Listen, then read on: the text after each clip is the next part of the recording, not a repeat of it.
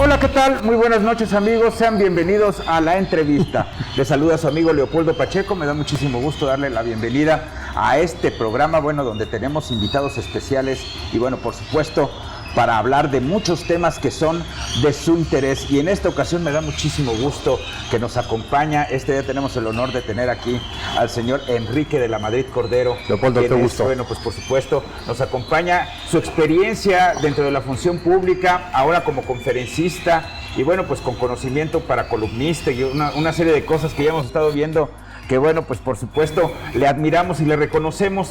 El día de hoy estamos atravesando un momento histórico y que nos gustaría conocer mucho su opinión, porque sin duda alguna cada momento político también implica un momento social, un momento económico y sin duda también es un momento histórico para nuestro país. ¿Cuál es de primera mano esa visión que tiene en este momento? Sí, cómo no.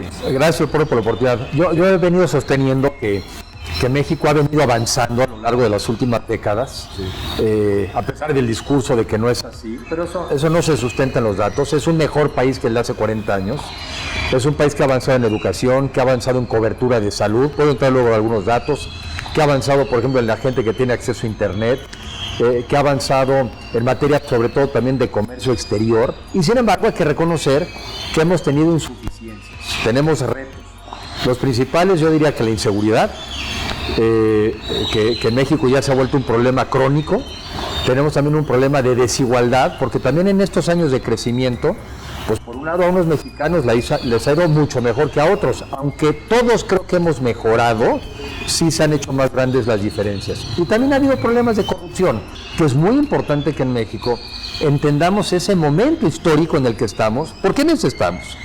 Entonces, por un lado está esa propuesta estatista y unipersonal, y por la otra es seguir construyendo una economía que ha progresado, pero que tiene que ser más pareja, que tiene que ser más incluyente, pero que México tiene que seguir siendo un país global, productivo, competitivo, tiene que jugar un rol más importante en el mundo, pero al mismo tiempo tiene que ser mucho más consciente de un mejor reparto regional, ¿sí?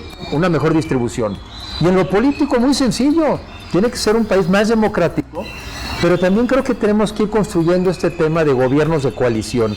Qué importante lo que nos menciona, sobre todo porque muchas personas, a entender lo que está ocurriendo hoy en día en nuestro país, piensan o caen en el discurso tal vez de un país dividido, de una situación donde solamente hay ricos y solamente hay pobres, donde las circunstancias para poder emprender, por ejemplo, siempre son complicadas, o solamente son para determinados grupos, o solamente son para determinados sectores.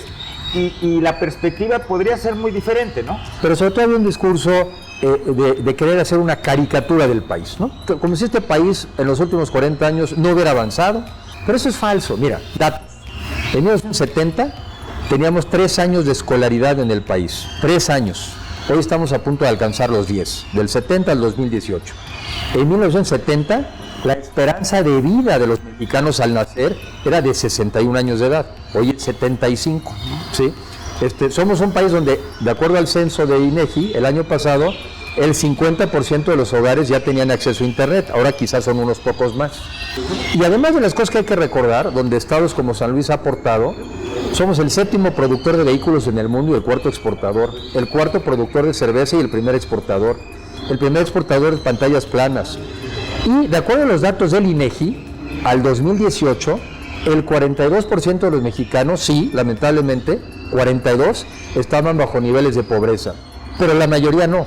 Quiere decir que el 58% de los mexicanos no somos pobres, y si no somos pobres, somos un país de clases medias. Entonces, el discurso del país fallido no es así, no es verdad. Eso sí, es un país muy desigual. Hay estados de la República que durante los últimos 25 años han crecido 5% anual, ¿sí? A eso no les puedes decir que esos estados han fracasado. Y sí hay estados de la República que durante esos 25 años han crecido 5 veces menos.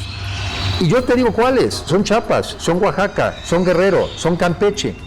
Están focalizados los problemas y sabemos dónde tenemos que hacer el esfuerzo. En un estado como Nuevo León, quizá no hay más de 1% de pobreza extrema. o quizá no hay más del 30% de pobreza. En un estado como Guerrero o un estado como Oaxaca, el 70% de la población. Entonces no puede uno generalizar, y lo que sí tiene uno que ir a decir es, ¿y por qué esos estados se nos han quedado atrás? Pues está muy claro, los estados de la República que están más integrados al comercio exterior, que se han sabido integrar a la globalidad, que sus universidades han generado a personas con capacidades para ser empleados y empleables, que tienen buenas comunicaciones y mejor Estado de Derecho, son los que han crecido. Y yo digo que a los estados de la República que no han sabido, no han querido, o sus gobiernos no los han dejado, ¿sí? Pues son los que están más atrasados. Si el gobierno fuera la respuesta, Chiapas sería el estado más rico del país. Porque Chiapas es uno de los estados donde más gente trabaja en el gobierno. Si la respuesta fuera que necesitamos más gobierno para salir de la pobreza, Chiapas sería hoy el día el estado más desarrollado. En Chiapas se han dedicado en los últimos años más de $1 billón de pesos, $1 millón de millones de pesos. ¿Y dónde está el bienestar? Entonces no, yo no me compro el cuentito de que necesitamos otra vez regresar a los 70s en una visión estatista, en una visión antiempresarial y en una visión de empresas monopólicas del Estado. Esa no me la compro. Lo que sí tenemos que generar es una visión de una economía de mercado mucho más humana, mucho más incluyente, mucho más sustentable, también respetuosa al medio ambiente, y que sobre todo a la gente joven, porque México es un país de jóvenes, la mitad de la población tiene menos de 29 años. A estos jóvenes no les podemos vender la idea de un país fracasado. A esos jóvenes les tenemos que mostrar lo que sí hemos sido, pero también decirles que sabemos para dónde va el mundo. Y que de lo que se trata no es de negarnos al mundo, se trata de darnos las herramientas con las cuales hoy en el mundo podemos competir y competir con éxito. Sabemos que San Luis Potosí tiene pues un avance, una trayectoria que ya se ha distinguido, ya se ha reconocido, como es la llegada de inversiones, por ejemplo, del sector automotriz, que hay todavía varios empresarios muy interesados en poder venir a invertir, y que lo que se busca, bueno, pues es que continúe esa inercia, que de alguna manera ha sido un trabajo que se ha venido haciendo y podría estar en riesgo. Bueno, pero absolutamente. A ver, qué bueno que haces esa pregunta, porque en serio que pareciera ser que tenemos esta idea de que no pasa nada. Sí. No, sí pasa. A ver, el año pasado ya tuvimos una caída del 8.5 del PIB. En el año 19, cuando no había pandemia, ya tuvimos un crecimiento de 0. Y veníamos creciendo 2.5, que el gobierno criticó que era malísimo el 2.5. Sí, nomás que 0 es peor que 2. Y menos 8.5 es peor que 2. Y no está habiendo ambiente de confianza para invertir en el país.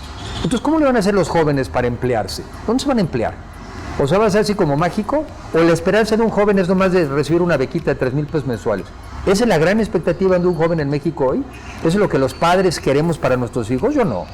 Entonces, lo que se requiere es entender, darle continuidad a las cosas buenas que han funcionado. Y claro que hay que corregir las que no.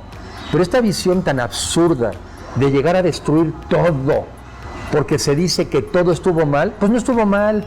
Las inversiones que aquí se han hecho, inversiones nacionales y extranjeras, son las que le están permitiendo a este Estado avanzar y a mucha gente tener posibilidades de acceso. Vivimos en un mundo más complejo, pero también con grandes oportunidades, que es el mundo ahora del Internet, es el mundo digital. Lo que quizá en el pasado para México hubiera sido la maquila o la industria automotriz, ahora va a ser el mundo digital. Si nosotros hacemos las inversiones ahí, si le damos a los jóvenes las habilidades de programación para subirse al mundo digital, el futuro es promisorio. La conclusión a todo esto es que México puede cambiar, debe cambiar. México debe cambiar, pero para bien. Cambiar es una palabra que se usa para todo, ¿no? Y podemos cambiar para mal. Yo creo que estamos cambiando para mal. Yo creo que estamos yendo a un modelo que yo pensé que habíamos superado, tanto en lo económico como en lo político. Sí. Y sí, México puede cambiar y se puede parecer cada vez más a Venezuela, puede cambiar. Pero ¿por qué no mejor nos parecemos más a un país desarrollado? ¿Por qué no trabajamos para ser un país de clases medias? ¿Por qué no trabajamos para eliminar la pobreza extrema y reducir la pobreza? ¿Por qué no trabajamos por un país que sea más responsable del medio ambiente y que tomemos políticas en lugar de apoyar el petróleo? ¿Qué tal si mejor nos vamos por las energías renovables y hacemos frente a la crisis de cambio climático? ¿Por qué no mejor, en lugar de pensar en industrias viejas, por qué no nos metemos al mundo del Internet? ¿Por qué no pensamos que este país es un país enorme, es la 15ª economía del mundo, es el 11º país más poblado, estamos al lado de la economía más grande del mundo? ¿Por qué no pensamos que nos propongamos ser un país desarrollado en los próximos 25 años? Entonces sí hay que pensar, sí hay que pensar. Hay que pensar dónde estamos, a dónde queremos ir y con quiénes podríamos llegar ahí. Hay que pensar. Y que no sea un tema nada más de emociones, y que no sea un tema de a mí me da igual. No nos puede dar igual. No nos puede dar igual nuestro futuro. A un joven no le puede dar igual su futuro. O sea, en serio que sí hace mucha diferencia. Si logramos avanzar y logramos ser más incluyentes, sí hace una diferencia salir de la trampa de la pobreza y tener la oportunidad de desarrollar tu potencial.